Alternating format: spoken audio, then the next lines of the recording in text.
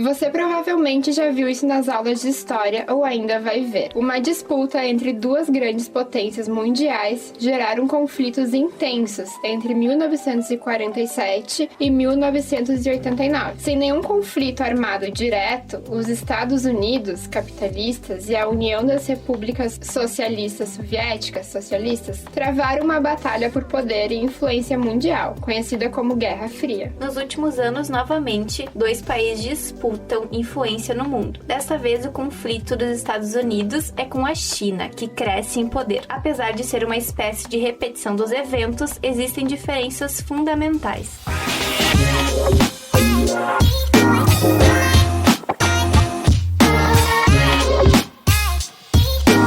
Desenrola aí!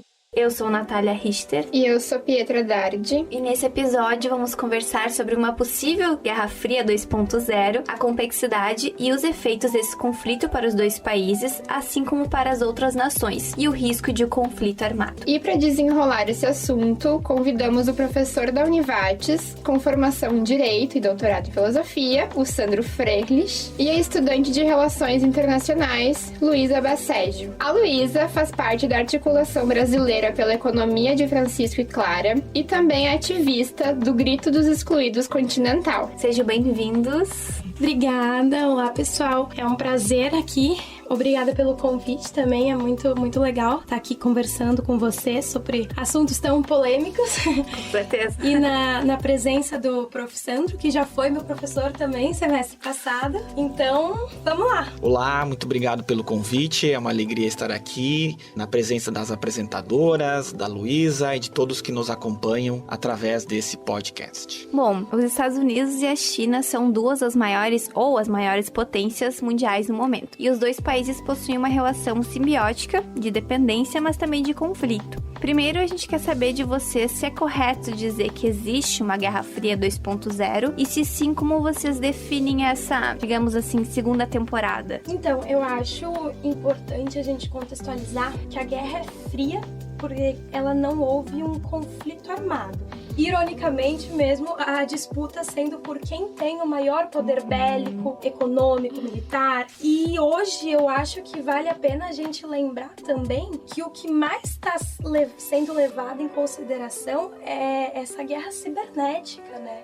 É o poder que a tecnologia está tendo hoje em dia. Então eu acho que sim, acredito que exista uma nova Guerra Fria 2.0, mas que também vai seguir o mesmo ritmo, não vai gerar uma tensão muito maior ou passar de um conflito assim, sabe? Que na verdade é uma disputa para quem é o maior país hegemônico do sistema mundial. Sem dúvida há uma disputa muito forte que vem se acentuando e vem se esclarecendo, digamos assim, né? Cada vez mais visível aos olhos da sociedade, das pessoas no dia a dia, que há um conflito e há uma polaridade que se mostra presente entre a China, que alguns dizem que é socialista ou socialista capitalista, e o modelo americano que se concretiza desde o século XX. Né? Eu entendo que há uma diferença considerável entre o que foi a Guerra Fria nos anos 40, 80 ou 90, enfim, e entre o que está acontecendo agora. Na Guerra Fria declarada lá a partir de 1947, enfim, sempre havia a possibilidade ou a iminência de um conflito armado. Havia essa tensão, de certa forma, presente. Havia todo um imaginário muito mais forte de um possível conflito que poderia explodir a qualquer hora. Isso foi muito explorado também pelos americanos para as relações externas, bem como para as relações internas, criando uma unidade muito mais forte entre os cidadãos americanos. Embora haja essa polaridade hoje, que talvez se compare com a Guerra Fria, com a Rússia, eu não entendo que essa iminência de conflito esteja tão presente quanto houve na época. Embora esses conflitos talvez hoje estejam também muito mais maquiados ou se expressem muito mais em desenvolvimento de outras questões. Naquela ocasião era o desenvolvimento de armas, mesmo nucleares ou outros instrumentos tecnológicos. Hoje talvez não sejam armas diretamente, mas é sim também para tentar povoar a mentalidade das pessoas, ou mesmo o acesso às informações através dos sistemas ou americano ou talvez desenvolvido pelos próprios chineses. E o que eu acho interessante eu trazer aqui também é que os dois países, eles mantêm o discurso de que assim, eu tô na minha, eu não vou fazer nada. Mas se me provocar, eu sei revidar. Eu tô na defensiva. Porque assim, é uma disputa de dois grandes, né, gente? Os Estados Unidos, eles sabem que eles não estão brigando sozinho, que se eles ir lá e bombardear, se quiser brigar mesmo, eles vão receber o troco na mesma moeda, sabe? Acho que esse ponto é muito importante, e nesse sentido se compara com o que houve na Guerra Fria, que havia sempre uma tensão, mas ninguém dizia que queria avançar, ou ninguém queria dar sinais de que haveria um conflito bélico, enfim. Também nisso se compara, cada um toma suas estratégias de negociação ou de imposição de forças. O que talvez tenha mudado um pouquinho é que os Estados Unidos hoje têm menos força do que tinham nos anos 50, 60, 70. Ele e a China agora são um pouco mais comparáveis, assim, compatíveis um com o outro? Eu acho que sim. Tem como dizer isso, que a China vem num crescimento constante há quase 15 ou 20 anos, digamos assim, um crescimento que nenhum outro país alcançou, pelo menos não se tenha conhecimento dessa proporção de crescimento. Enquanto isso, os Estados Unidos já vêm de conflitos, já vêm de relações muitas vezes conturbadas, que vêm de mais data, né, de longa data. E aí isso também acaba enfraquecendo, de certa forma, essa potência que sempre foram a partir da Segunda Guerra Mundial. A relação tensa entre a China e os Estados Unidos já existe há algum tempo, mas ela piorou muito com a guerra comercial iniciada pelo Trump, o ex-presidente dos Estados Unidos, a partir do início do seu mandato lá em 2017, e com o aumento de impostos e tarifas em produtos na China. Gostaria de saber quais são os interesses por trás dessa disputa e onde que essa Guerra Fria, entre aspas, vai parar. E quais são os impactos econômicos dela? Eu acho que a China, se já não é a maior potência mundial, ela vai ser. E ela surgiu há muito tempo com essa ideia, com um processo de industrialização muito grande. Tem um termo em relações internacionais que a gente chama de soft power. O que é o soft power? É uma coisa mais indireta, um poder fofo mesmo, que é a ideia de influência. E pro Trump, que já travava uma guerra comercial com a China, a pandemia foi a desculpa perfeita, né? Com aquele vício de estereotipar a China como uma coisa ruim. Tudo que vem é sujo, tudo que vem não presta, é pandêmico, é isso, é aquilo. E isso gerou um fenômeno mundial que chama sinofobia. A sinofobia hoje é conhecida como esse preconceito pela China e por coisas da China. Sim. Então, isso nem faz sentido no Brasil, gente, porque a China é o maior parceiro comercial do Brasil. Tudo vem made in China. Exato, pode pegar qualquer coisinha. Sempre vai ter o made in China, até por isso não faz sentido. E essa guerra comercial, no meu ver, foi pior que cão e gato, assim. Como é que funcionou? O Trump foi lá, aumentou tarifas de produtos que vinham da China, com a intenção de que, compra daqui, não compra de lá. O que a China fez? Foi lá, aumentou a taxa dos produtos que vinham dos Estados Unidos. O que o Trump fez de novo? Foi lá e aumentou de novo. E por que a China é uma candidata tão forte assim? Tem muitas empresas que levam suas indústrias para lá. Porque mão de obra barata, leis ambientais pouco rígidas, o que é o paraíso fiscal, o paraíso industrial para as empresas, né? Parece que o Trump assumiu uma modalidade do que era feito também na Guerra Fria. Né? A ideia de criar um inimigo externo para fortalecer o aspecto interno também, a indústria interna, a unidade dos cidadãos internamente, enfim. O patriotismo, assim. Isso, né? Como tu cria um inimigo para poder unir internamente e também dar vazão a um discurso. Tu cria um certo temor, olha, nós temos um inimigo sempre à espreita, eles querem nos explorar, eles querem invadir nosso território, querem vender os produtos que nós aqui criamos. Isso gera uma coesão interna muito grande, haja vista a popularidade que o Trump ainda tem, apesar de tudo que fez em seus governos, né? Então, através desse discurso, ele implementou talvez não uma guerra efetivamente, né? Mas o que parte da filosofia política, mesmo relações internacionais, diz que a guerra é uma continuidade da política. Talvez não tenhamos conflitos, mas ele continuou fazendo política através de guerras fiscais, digamos assim, ou de imposições, de diminuição de impostos, ou aumento de impostos para os externos e diminui internamente para os produtos americanos. Então é uma forma de soft power, é uma forma de demonstrar também e criar um aumento do consumo, mesmo da produtividade dos Estados Unidos. Sem dúvida, esse elemento está por trás disso, né? De fortalecer novamente a indústria americana que havia perdido um pouquinho do seu seu espaço. E além dessa disputa, então, pelo poder econômico, que é o que a gente estava falando agora, e também o bélico, que a gente falou anteriormente, os Estados Unidos também tentam dificultar o desenvolvimento de novas tecnologias e inteligência artificial da China. A China cresceu muito nas últimas décadas, que foi o que vocês dois já comentaram, e principalmente na área da tecnologia, né? Quando a gente pensa em tecnologia, logo vem aquelas imagens da China e muita engenharia de software e máquinas e robôs. E além de ser um país com grandes empresas do ramo realizando esses investimentos tecnológicos, ela também é sede das empresas norte-americanas. E aí entram disputas pela tecnologia e, mais recentemente, pelo 5G e também a produção de chips. Então, como que isso interfere nas tensões entre os dois países, a parte da tecnologia? Bom, já tem aquele ditado, né? Tech is the new oil, que a tecnologia é o novo petróleo. Tem uma principal diferença agora nessa disputa dessa Guerra Fria 2.0, que essa disputa tá equilibrada, como eu já tinha dito antes, né? Estados Unidos tá aqui, mas a China tá do lado. E qual que é o medo dos Estados Unidos? É que o país asiático, que é a China, passe a representar, passe a ser referência em tecnologia, que foi um cargo representado por eles há mais de 50 anos, né? Esse dado que a Luísa traz é extremamente importante, né? Os dados, as informações são a nova fonte de economia e também de dominação de territórios ou de espaços. Esses espaços não necessariamente geográficos, mas espaços propriamente da mente das pessoas, né? Alcançar o imaginário, alcançar a popularidade através das informações que dominam. E essa é uma questão que está em jogo nessas relações internacionais, agora mais fortemente apresentada pelas relações China e Estados Unidos.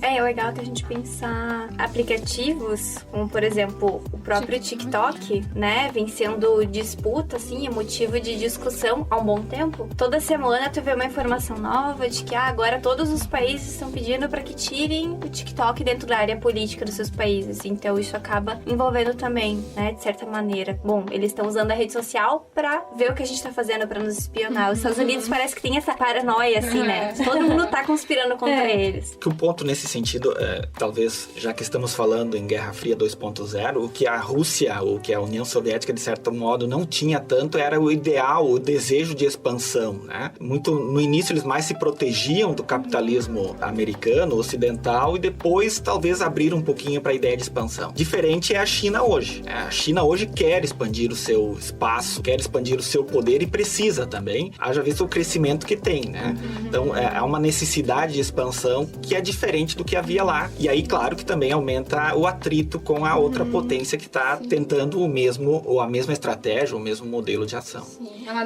não só se defende, mas ela ataca também, né? Existe um programa chinês agora que chama Nova Rota da Seda. O que é? A China, ela não cabe mais gente, né? Não cabe mais ninguém, não tem mais matéria-prima, porque assim, é uma hiperpopulação. Aí o que é essa Nova Rota das Sedas? A China quer produzir. Então o que acontece? Ali com aqueles países pequenos da Ásia, a China vai e fala, eu vendo produto barato pra vocês, se vocês me darem em troca matéria-prima.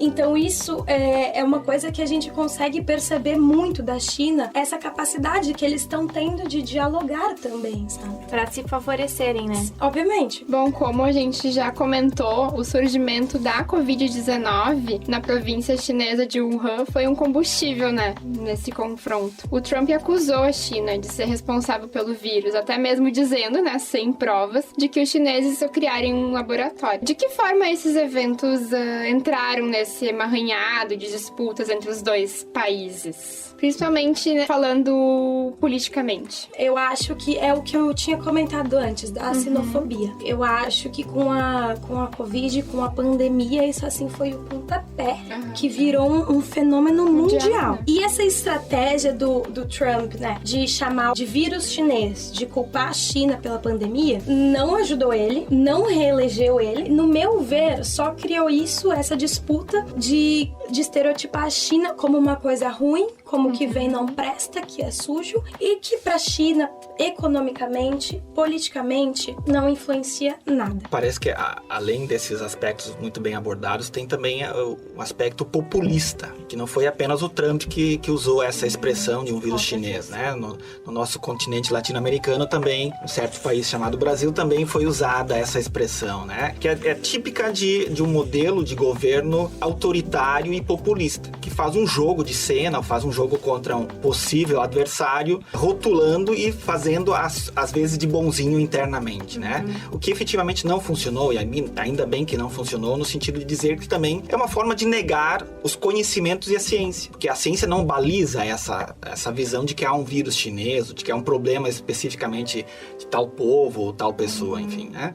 E mostra também que, digamos, o Trump quer outro tipo de relações, não necessariamente relações internacionais amistosas, tanto que ele pacificou-se com a Coreia do Norte, que é um ditador também, e não fortaleceu outras relações internacionais que são muito mais técnicas e não tão populistas quanto essa. Que seriam estratégicas também, né, para os Estados Unidos, já que eles estão numa disputa com um país que eles querem estar acima, né? E interessante observar também que, tanto nos Estados Unidos como no contexto brasileiro, após a entrada de um outro governo republicano, digamos assim, não no sentido partidário americano, mas no sentido de trazer a ideia da civilização novamente presente, se mudou completamente o modo de fazer relações internacionais. E os Estados Unidos, ele tem uma política de protecionismo, que é assim, é defender o seu a qualquer custo, que ele vai fazer de tudo para defender o seu comércio, para defender sua economia, para defender a sua política, a sua ideologia, é isso. E a população também leva isso, né? O patriotismo que existe lá, assim como também tem aqui bastante. Forte, né? Só para comentar esse aspecto, se nós olharmos para a história, isso foi muito bem explorado lá da Guerra Fria mesmo, né? Quando a ideia de criar um inimigo externo, tu cria também mecanismos ou ritos internos, como hoje nos Estados Unidos é muito forte, a ideia do hastear a bandeira, do cantar o hino, do nacionalismo, do patriotismo. Isso é uma forma de unidade em função de um inimigo externo. E o Trump soube explorar isso muito bem, né? Tanto que o lema dele era América para os americanos, novamente. Sim. Era uma ferida, assim, né? Ele voltou a tocar nela, né? E agora a gente vai falar um pouco assim, como que Taiwan, né, e a Rússia entram nessa disputa. No sentido de que os Estados Unidos, então, eles estreitaram alianças com Taiwan, desde que o Biden, principalmente, assumiu a presidência, sendo o principal patrocinador militar de Taiwan, né, e vendendo armas e tecnologias de defesa. E aí, acho que seria legal a gente contextualizar um pouquinho essas questões entre China, Estados Unidos e Taiwan. E também no início, então, do ano passado, 2022, os líderes da China e da Rússia, eles formalizaram uma aliança política, de políticas ocidentais personificadas na agenda dos Estados Unidos, apontada como uma abordagem ideolizada da Guerra Fria. Um pouco depois, a Rússia, então, invadiu a Ucrânia e deu início a uma guerra entre os dois países que continua em curso e que os Estados Unidos também acaba metendo o dedo, né, fortemente ali, ajudando também militarmente, na tecnologia também. Como que tudo isso mistura aí Rússia, Taiwan, questões entre Estados Unidos e Taiwan, China e Rússia, eles acabam sendo um ingrediente a mais nesse caldeirão de tensões entre os dois países. Bom, vamos lá, vou começar com a Rússia. Eu acho importante a gente lembrar que a Rússia e a China são aliadas porque elas são parecidas ideologicamente. Então, hoje, o que precisa para ser uma superpotência? Economia, aliado e armamento. A China tem economia, tem armamento, mas não tem aliado. A Rússia tem aliado, tem armamento, mas não tem economia. Então, os Estados Unidos têm os três. Então, o que acontece? A Rússia e a China, elas se completam. Agora, com essa guerra da Ucrânia e da Rússia, que, aliás, foi uma guerra midiática, né? Já explico por quê. Quem mais se saiu bem nisso tudo foi a China. A Ucrânia, coitada, nem tem direito de fala ali no espaço, né? Com certeza. Os Estados Unidos querendo se meter mais uma vez no assunto que ninguém chamou. E a Rússia tomou muita sanção econômica, muito embargo, ou seja, não compra mais de ninguém, não vende mais para ninguém. E isso gera uma gradual dependência da China. Então a China quietinha ali no canto é a que melhor vai se dar bem. E por que eu digo que foi uma guerra midiática? Aqui voltando um pouco àquilo que eu tinha dito do soft power. Os Estados Unidos, ele tem tanta influência no mundo hoje que ele consegue, assim, dizer pro mundo, desde o tênis que vai ser tendência, que vai virar assim, fenômeno que todo mundo tem que ter, até a guerra que vai ser comentada. Tipo assim, os Estados Unidos bombardeiam a Síria, bombardeiam não sei onde, ninguém fica sabendo. Ninguém fala, ninguém tem foto, ninguém sabe.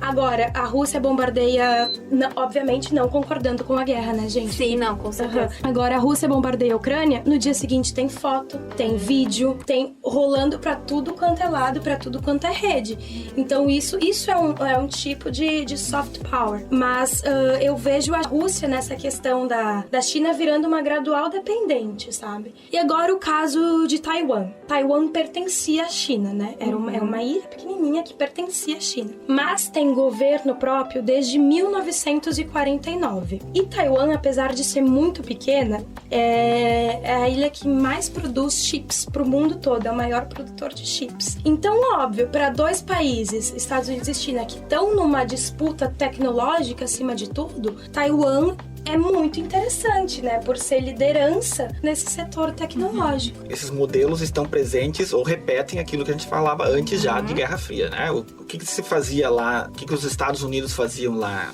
naquele período, então? Como eles viam a Rússia, ou a União Soviética, tomando territórios, digamos assim, na Europa Oriental, eles também se aproximavam de países próximos, com incentivos, com apoios, com a recuperação do desenvolvimento e iam buscando isso em outros lugares, para não perder a sua força. Isso é claro com Taiwan. Como eles sabem que precisam de um apoio externo e dizer assim, os inimigos dos meus amigos são também os meus inimigos, de certa forma. Sim. Então há esse apoio também de criar bilateralidades para ampliar o seu poder estratégico, tecnológico e econômico. Um outro ponto que talvez se possa agregar ao que a Luísa falava sobre a Rússia é um elemento que a gente ainda não havia comentado, que é a OTAN, né? Que é uma força militar dos países do norte, digamos assim, né? Que também é uma das grandes preocupações da Rússia, porque ela estava chegando muito perto. E a OTAN foi criada, de certa forma, como uma proteção contra a União Soviética então. E aí sim entra um aspecto que, digamos assim, talvez não econômico tão forte, mas politicamente muito forte, que é a Rússia também se proteger os seus e não ter uma ameaça iminente perto da sua casa, como seria na Ucrânia, por exemplo. E o que recentemente gerou essa grande polêmica, né, foi a deputada congressista dos Estados Unidos, a Nancy, que foi para Taiwan. Isso. Aí, obviamente, a China não gostou nem um pouco, né? Aí a China cada vez mais envia avião de guerra para Taiwan e os Estados Unidos também já foi com um navio de guerra para lá. E inclusive até o Biden não viu muito bem essa situação, falou que num momento de guerra, num momento de tensão, que existe uma tensão, não foi tão agradável essa situação, né? Mas os dois países não querem ir adiante, assim, no nosso ver das relações internacionais. Não é de interesse deles. Não é de interesse, porque guerra não é bom pra ninguém, né, gente? Dá pra ver a própria Ucrânia. Exato, e Rússia. A Rússia é um exemplo vivo, né? Bombardeou achando que ia tomar a Ucrânia e, na verdade, só economicamente se deu muito mal, porque sanções econômicas, de embargos, eu vejo assim, de novo, reiterando o que eu disse, se um atacar, o outro revida. Talvez se possa ainda agregar um aspecto cultural ou antropológico ali, digamos assim. A China é uma tradição milenar, né? Eles sabem lidar com o tempo. Para eles o tempo é um pouquinho diferente do que é para nós ocidentais. Então por isso que também ela joga, digamos assim, e aqui o jogo não é pejorativo, mas ela joga silenciosamente, tranquilamente, como quem não quer nada, mas está sempre disputando. Ali. Já os Estados Unidos é um país recente, se nós olharmos historicamente, né? E é uma construção a partir do zero, como eles mesmos gostam de dizer, né? O sonho americano, a construção do ideal americano. São talvez até tempos diferentes que ainda precisamos ver como é que esse confronto vai se resolver, ou quais são os resultados que vão sair dessa conjuntura a partir desses elementos também. E hoje o problema desses avanços tecnológicos tão absurdos para os estados são ter as informações vazadas, né? Os segredos menos sigilosos, ataques cibernéticos, que hoje, infelizmente, para um estado, eu acho que eles veem pior para eles um ataque cibernético do que uma guerra civil, né? Sim, com certeza. Porque tem muita coisa escondida, né? Que eles não querem que ninguém saiba. Bom, em novembro de 2022, o Joe Biden, presidente dos Estados Unidos, e o Xi Jinping, dirigente chinês, tiveram um encontro, né? Dá pra se dizer amigável até. E a reunião foi em Bali, na Indonésia, e o resultado foi um compromisso de um esforço de diminuir essas tensões entre essas duas nações, contando inclusive com a seguinte declaração de Biden, entre aspas: eu absolutamente acredito que não precisa haver uma nova Guerra Fria. E claro que depois disso houveram notícias também de possíveis novos conflitos, principalmente na área de produção de chips, como a gente já vinha comentando. Mas como vocês avaliam esse episódio e quais expectativas que se tem para os próximos capítulos dessa história aí, desse confronto? Eu trouxe aqui o que o Xi disse nesse encontro, né? Qual foi o pronunciamento dele. Que eu achei muito legal. Eu achei muito importante. É bem curtinho, eu vou ler aqui. Nesta época, grandes mudanças estão se desenrolando de maneiras nunca antes vistas. A humanidade é confrontada com desafios sem precedentes. O mundo chegou a uma encruzilhada. Para onde ir a partir daqui? Esta é uma questão que não está apenas na nossa mente, mas também na mente de todos os países. O mundo espera que a China e os Estados Unidos lidem adequadamente com o seu relacionamento. Nosso encontro atraiu a atenção do mundo. Devemos trabalhar com todos os países para trazer mais esperança à paz mundial, maior confiança na estabilidade global e um impulso mais forte ao desenvolvimento comum. Foi a fala do Xi, que eu acho que é um pouco o que o Biden disse, né? Então, o que eu acredito que vai acontecer, a linha que vai seguir é isso. Vão cuidar do seu, mas, obviamente, eles querem ser a grande potência mundial, né? Então, eu acho que eles vão seguir nessa linha mais pacificadora, mas, obviamente, não vão deixar de lado o seu maior interesse, que é ser a superpotência mundial. De novo, esse episódio mostra ou representa a repetição do que houve na Guerra Fria, né? Foram assinados diversos acordos lá de não usar as armas atômicas, enfim. Assim também hoje são assinados diversos acordos permanentemente, né? Para não avançar em determinados espaços ou formas de atuação. O que também ambas, Estados Unidos e China, mostram é um ditado latino que diz mais ou menos assim: se tu queres paz, te prepara para a guerra, né? Se tu és uma potência armamentista, enfim, é muito mais fácil tu negociar uma paz com outro país, né? Digamos assim. Então, ambos estão, de certa forma, também dizendo: a gente quer paz, mas se estourar a guerra, a gente está preparado. Isso tanto nos aspectos bélicos como nos aspectos tecnológicos. Parece claramente assumir uma posição dessa. A gente não quer, mas a gente está aqui se preparando se vier a acontecer. E tanto lá na Guerra Fria do século XX, digamos assim, não se sabia quais eram os resultados. Se dizia na época que uma guerra, nas proporções que se estava imaginando, poderia acabar com o mundo. Né? E não sabia seus resultados. E também hoje não se sabem os resultados. Aonde isso vai dar? Se fazem projeções, se fazem exercícios de futurologia, mas ninguém sabe exatamente onde isso pode parar. E por isso que eles buscam também se preparar da melhor forma, digamos assim. Tanto no sentido de defesa, como de avançar no desenvolvimento de tecnologias. Eu acho interessante agora a gente trazer um pouco pro nosso país, até escutar a opinião do prof, que ambas potências, tanto a China como os Estados Unidos, eles estão interessados numa aproximação com o Brasil, né? Até mesmo a China, que antes existia os BRICS, né? Que era Brasil, China, Rússia. Então, eu quero saber a visão do Sor, do que vai acontecer daqui em diante. Mas eu vejo uma aproximação, o atual presidente já visitou o Biden, né, em Washington, e acredito que futuramente vai haver um encontro com a China também. Então, eu vejo essa futura aproximação das duas potências com o Brasil também, o que é muito importante pra gente, né? Em assunto de desenvolvimento, isso pode ser muito bom.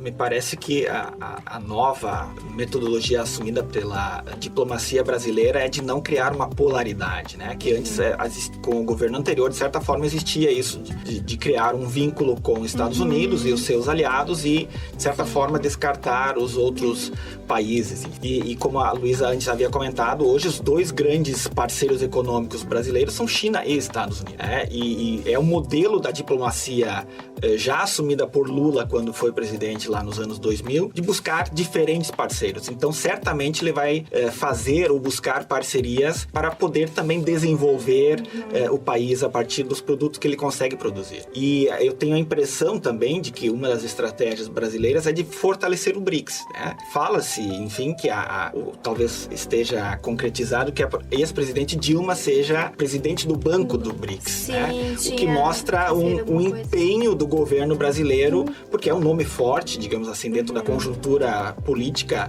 do atual governo. Isso mostra que quer fortalecer essa relação com esses países que têm um grande potencial. Há que se lembrar também do BRICS, faz parte a Índia, que é o segundo país mais populoso, que é 1 bilhão e 200 milhões de pessoas, ou gente. Mais.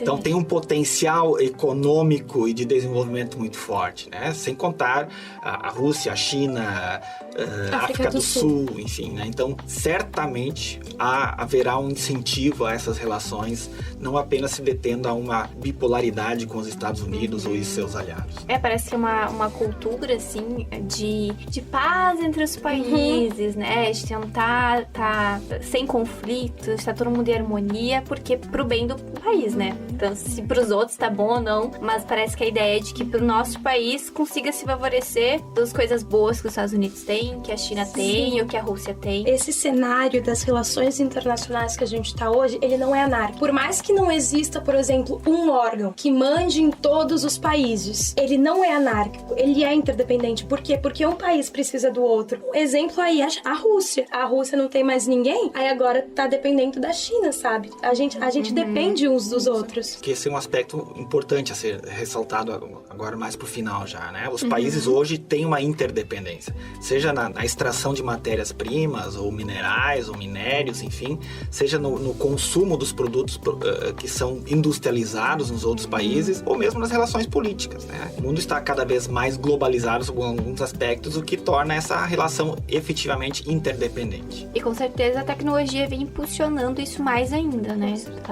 Os avanços e todas essas guerras cibernéticas que existem também entre os países. O jeito, então, é esperar os próximos capítulos, né? Do que vem por aí. Mas agora nós chegamos ao fim desse episódio. Então, Luísa, Prof. Sandro, foi ótimo contar com vocês para traduzir o que é essa Guerra Fria 2.0, como a gente veio chamando até aqui, e explicar os seus contextos e os impactos não só para esses dois países, mas também para o restante do mundo, né? Então, muito presente, né?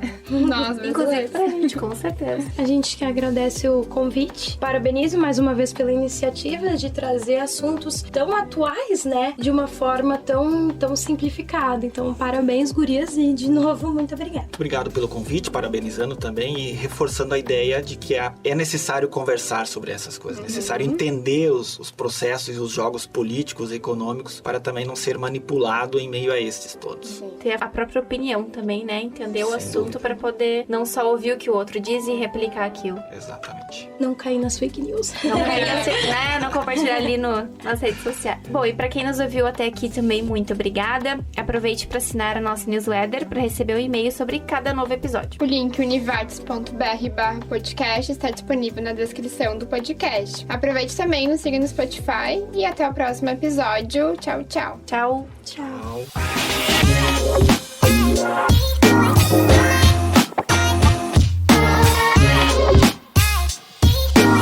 Desenrola aí.